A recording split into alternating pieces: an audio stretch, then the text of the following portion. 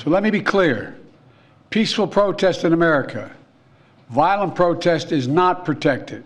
Peaceful protest is. Dissent is essential to democracy, but dissent must never lead to disorder or to denying the rights of others so students can finish the semester and their college education.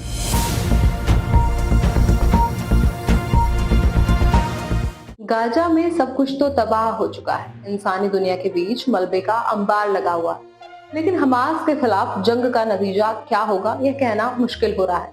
वैसे दुनिया Israel की सैन्य शक्ति से वाकिफ है, लेकिन युद्ध के मैदान में तबाही मचाने के बाद भी इजराइल हमास को जड़ से खत्म करने का आज भी दावा नहीं कर पा रहा है। उसे अभी भी गाजा पट्टी में मुश्किलों का सामना करना पड़ रहा है।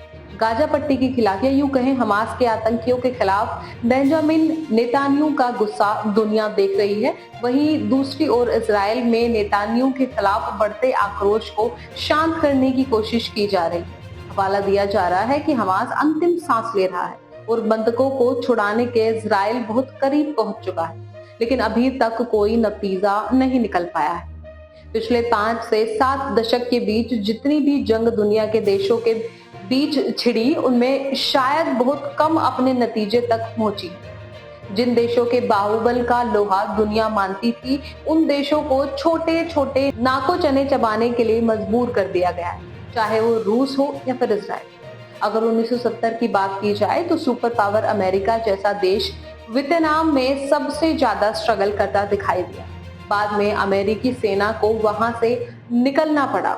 इसी तरह से अफगानिस्तान में तालिबान के खिलाफ अमेरिका ने 7 अक्टूबर 2001 को ऑपरेशन लॉन्च किया। करीब 20 साल तक तालिबान के गढ़ में अमेरिकी सेना जंग लड़ती रही, लेकिन नतीजा नहीं निकला।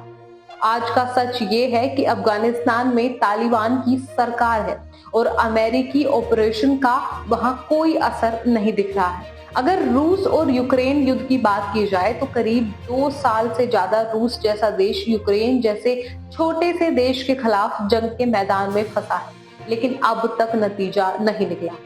ऐसे ना जाने कितने युद्ध हुए जिनका कोई नतीजा नहीं निकला।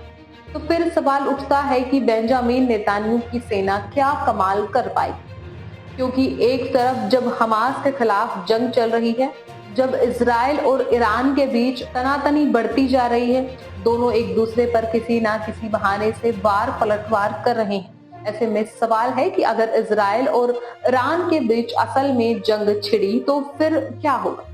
क्या इजराइल जंग के एक और मोर्चे पर उलझेगा या फिर नेतान्याहू इसका कोई उपाय निकालेंगे?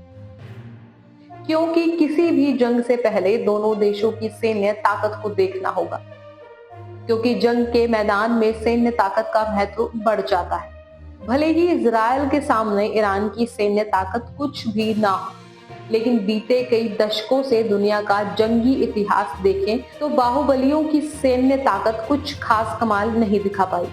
कहीं यही डर इजराइल को ईरान के खिलाफ नया जंगी मोर्चा खोलने से रोक रहा है। फिलहाल इस रिपोर्ट में बस इतना ही। इस मुद्दे से जुड़े कोई भी सवाल या अपने विचार आप हमें हमारे कमेंट में लिख सकते हैं, और उसी तरह के देश और दुनिया के तमाम खबरों के लिए चैनल को सब्सक्राइब करके बेल आइकन को दबाना ना भूलें, ताकि आने वाले समय में आपको हमारी महत्वपूर्ण वीडियो की नोटिफिकेशन समय से प्राप्त हो सके। फिलहाल मैं तनु शर्मा आपसे विदा लेती हूँ, फिर मिलती हूँ एक नई अपडेट के साथ। तब तक के लिए आप देखते रहिए न्यूज़। नमस्कार।